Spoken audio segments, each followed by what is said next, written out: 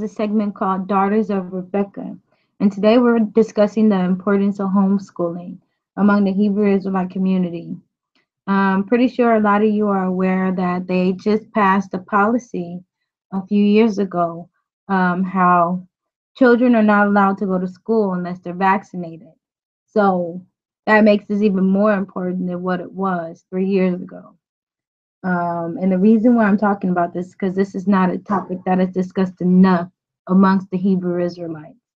Um, so I'm going to go into a few scriptures as I'm talking about this topic, just to show how we not only need to take more control over our children's education, but what their main education should be.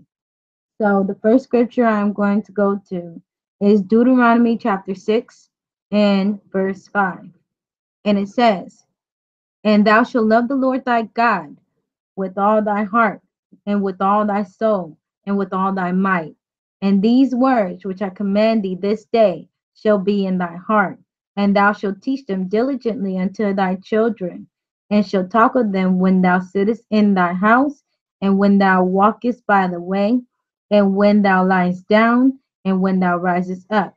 And thou shalt bind them for a sign upon thy hand, and they shall be as frontlets between thine eyes. And thou shalt write them upon the posts of thy house, and on thy gate.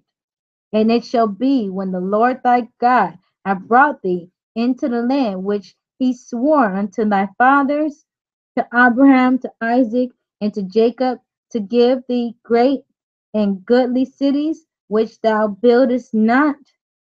So that's basically saying it's giving us guidelines on how to make these scriptures known to our children. But why is that so important? I mean, I know everybody hears about the curriculum. They hear about all the little STEM projects that are going on, and the co-ops and homeschooling and all that other stuff. But no one brings up the scriptures and the importance of the laws and stuff like that when it comes to homeschooling.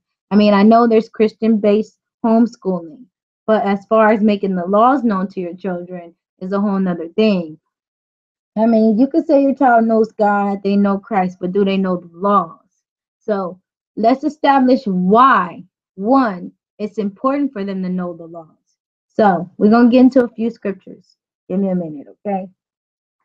So the next scripture I'm going to go to is in Psalm 78, verse 5 through 8. And it says, "For he established the testimony in Jacob, and appointed the law in Israel, which he commanded unto our fathers, that they should make them known to their children." There that go again. Make them known to their children, that the generations to come might know them, even the children which should be born, who should arise and declare them to their children, that they might set their hope in God, and not forget the works of God, but keep his commandments, and might not be as their fathers, a stubborn and rebellious generation, a generation that set not their heart aright, and whose spirit was not steadfast with God. So that last part is talking about when the children of Israel were in the wilderness, and how they started to doubt, and they continued to doubt God, and was eventually cast away and destroyed, and the children were the only ones left to inherit the land that was promised to them, that was flowing with milk and honey, which is the land of Canaan that was later changed to Jerusalem. So that is another reason why it's important. So the next scripture I'm going to read is in 1 minute. Ecclesiastes chapter 7 and verse 23. Which says, "Hast thou children, instruct them, and bow down their necks from their youth." So, not only do we have to instruct them, not only do we have to teach them, homeschool them, but we have to make sure that they are obedient, which is one thing that a lot of children and parents have that struggle with their children being obedient. I came across a group that basically encourage, like discourage people disciplining their children when they misbehave. And that's not what the scriptures say. The scriptures say, spare the rod, you spoil the child. And I know that that's a old saying, an old church saying, but it actually is in the scriptures. And how you beat them on their backside, they're not going to die, but that foolishness will depart from them when you correct them. But let's stay on topic. Homeschooling. So, this is another scripture I want to bring out, and it's an account of Eleazar recalling his education when he was in a sticky situation where the heathens were trying to force him into convincing the Israelites to eat unclean meat, even though they would accommodate him with food that he could eat. 1 minute. It's in Second Maccabees in the Apocrypha. That's where I read Ecclesiasticus chapter 7 and 23 as well. But this is Second Maccabees chapter 6. And we can start at verse 19. But he choosing rather to die gloriously than to wait. Let's move up a little bit. Oh,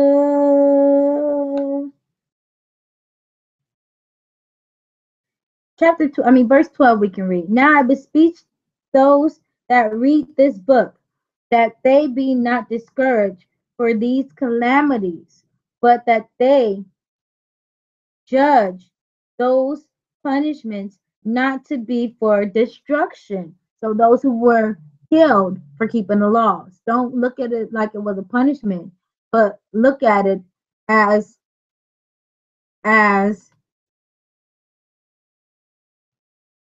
as the Most High doing His will. You never know why that person was killed the way they were killed, and even if you know their whole story, you never know, because that's the Most High's thoughts and His ways. But let's continue on.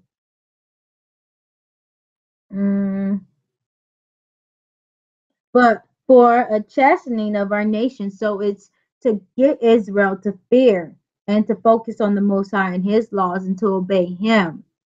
That's why a lot of things happen. It's it's for our correction and for our edification. Kind of like Achan when he took the heathen garment and hid it, and then it was found, and him and his family was all put to death because they hid it with him.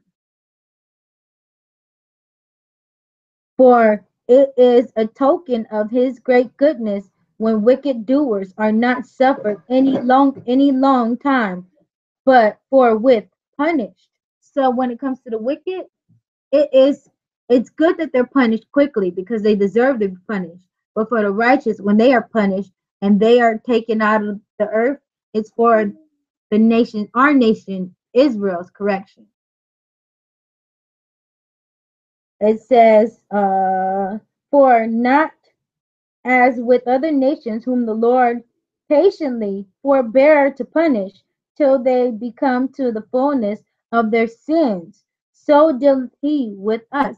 So with the other nations, he's waiting to judge them because they're going to get punishment that they deserve. But with Israel, he doesn't judge us the way he judges the other nations. So, and that's another reason, again, why we need to pay close attention to our children as far as correcting them and teaching them the laws, letting them know that it's not okay to be bald for young boys or girls, letting them know that the scriptures say that there's a dress code, there's a dietary law, there's a civil laws, moral laws. They need to know all those laws. That's the only way that they will become righteous. Because in Deuteronomy 6 and 25, it says, and it shall be our righteousness if we observe to do all these commandments before the Lord our God hath commanded us. So the Most High is commanding us to keep these commandments. And if he's commanding us, he's commanding our children as well. So, but I'm going to get straight to the point when it comes to Eleazar.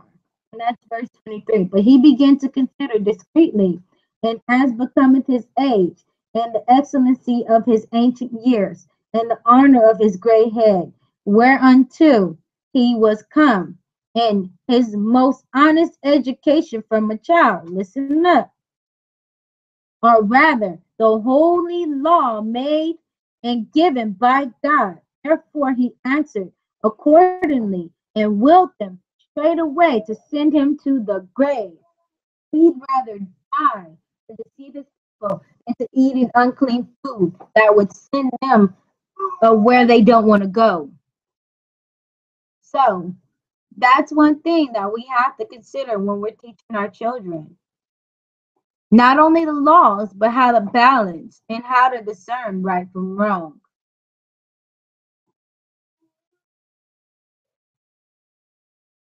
There's another scripture you can write down. Psalms 103, verse 17. But the mercy of the Lord is from everlasting to everlasting upon them that fear him, and his righteousness unto the children's children, to such as keep his covenant, and to those that remember his commandments to do them. So if your children ain't keeping the laws and they ain't following the Most High is not paying attention to those children. They are considered unprofitable children.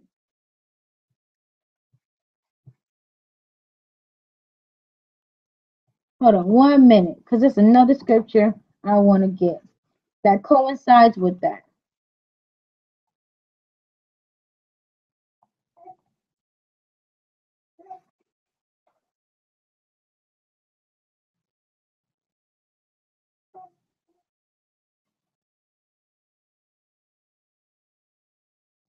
Hold on 1 minute. I'll get it later.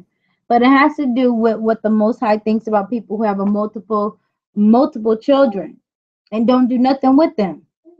They're considered unprofitable little monsters because they're just walking around, free-willed, willful, if you may say, you know.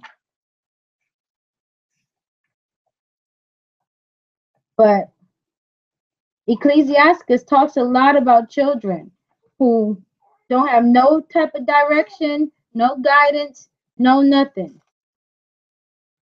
It's right here in chapter 11.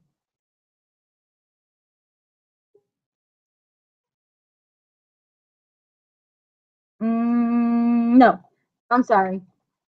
Not 11. Chapter 30. You can start with verse 3. This is actually on point with what I'm saying. It says, he that teaches his son grieveth the enemy, and before his friends he shall rejoice of him. Though his father die, yet he is as though he were not dead. For he hath left one behind, him that is like himself. While he liveth, he saw and rejoiced in him. And when he died, he was not sorrowful. He left behind him an avenger against his enemies, and one that shall require kindness of his friends. And he that maketh too much of his son shall bind up his wounds. So it's like, oh, I can't stand to hear him crying. Oh, please give him a pacifier. And it drives a person crazy because their child requires so much, even as a child, to where they are like men and women children that are still being cared for by their parents when they're supposed to be taking over and helping their parents and caring for their parents and being righteous seeds instead of wicked ones. But I'll continue reading. And his bowels will be troubled at every cry. A horse not broken becometh headstrong, and a child left to himself will be willful. So a child left to himself, they're going to do whatever they want to do. And when they're like that, they become so used to it to where when a person comes in and tries to correct them, they don't know how to accept correction. They don't know how to function as proper adults, being civil and considerate of others because it's never been required of them. So all this has to be considered within your homeschooling, morals, manners, laws, all that. Otherwise, you have a smart, or a dumb child that don't keep the laws. And being smart in the world is dumb according to the scriptures. Because you have to unlearn what you learn in the world in order to learn the scriptures. But if you teach your children according to the scriptures, there is no unlearning to do because they've already got the base and the foundation of their learning.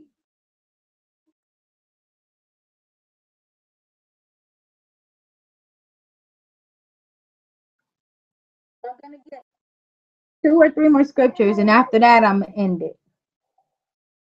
Here's another good scripture to keep in mind when you're teaching your children and why all of this is not for nothing. Because this is the point of it all.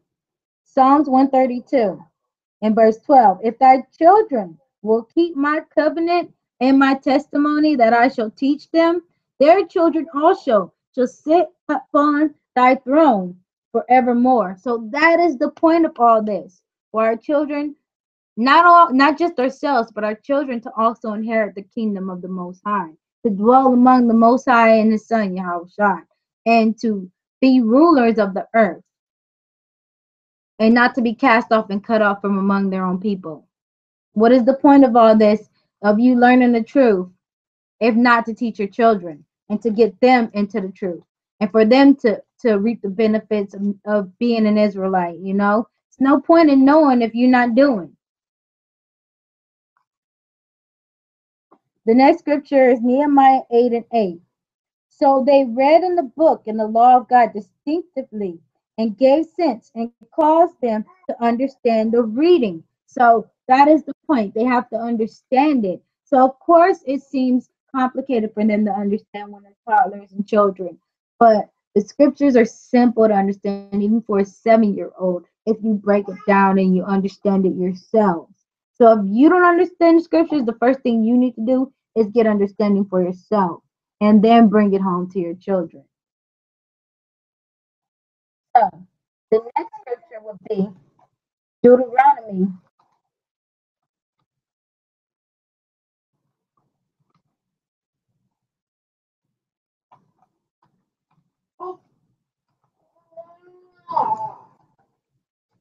Deuteronomy 11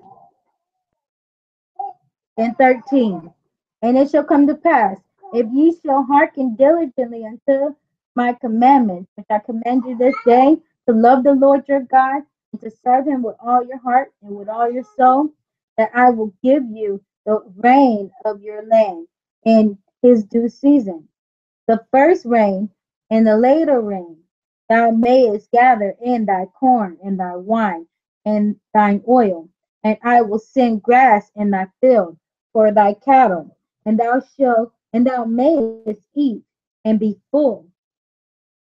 Take heed to yourselves that your heart be not deceived, and ye turn aside and serve other gods and worship them. And then the Lord's wrath be kindled against you, and he shut up the heaven, that there be no rain, and that the land yield not her fruit, and ye perish quickly from off the ground, off the good land which the Lord giveth you. So that is another reason, If we're not keeping the laws and we're not obeying the Most High will stop our blessings. He will stop certain doors from opening for us. So that is the purpose of this. That is the primary objective. To not only learn for ourselves, but to learn for our children and to teach them also. I'm going to give you one more scripture. This is the last one. And then a bit of information. So the last one I'm going to go to, which a lot of people know and they hear a lot. But I'm bringing this out because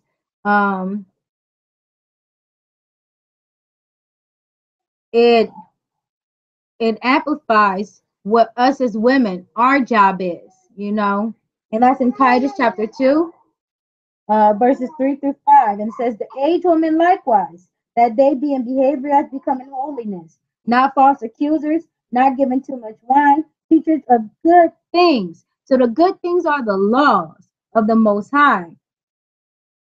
And the reason why I say that is because sorry, let me slow down. The reason why I say that is because when you read in Galatians and it talks about where no law is, there is no transgression. So when you're doing righteous things, you're not in fault. You're not in transgression. Because right here it says, but the fruit of the Spirit is love, joy, peace, long suffering, gentleness, goodness, faith, meekness, temperance. Against such there is no law. But the laws that can be broken are the laws that need to be corrected. I mean, not corrected, but that's what you need to be corrected in. If you're still walking around in pants, if you're still eating unclean meat, if your children are still doing that, keeping holidays, don't know what their true nationality is. If um, what else? If you're not wearing your fringes and ribbon of blue to remember the laws and commandments, if you're not keeping the feast days, you are in violation. But if you read Titus 2 and 1, it says, but seek thou the things which become good doctrine. Good doctrine. What is good doctrine? Sorry, I know I said one more.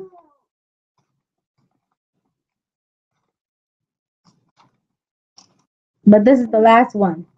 Proverbs 4 and 2. For I give you good doctrine. Forsake you not my laws. So his laws are the good doctrine which we have to make known to our children so that they can gain everlasting life, so their blessings will not be stopped, so that they will not be cut off from their people. This should be the base of their homeschooling, especially considering that policies have been passed so that they cannot go to a public school, which we pretty much don't want our kids in anyways because they push our kids to the side. They don't learn much, but to get a job or go to college. So before I go on a tangent and a rambling hiatus, I'm going to say shalom, peace, and have a blessed evening. Bye. Oh, like, subscribe, and share.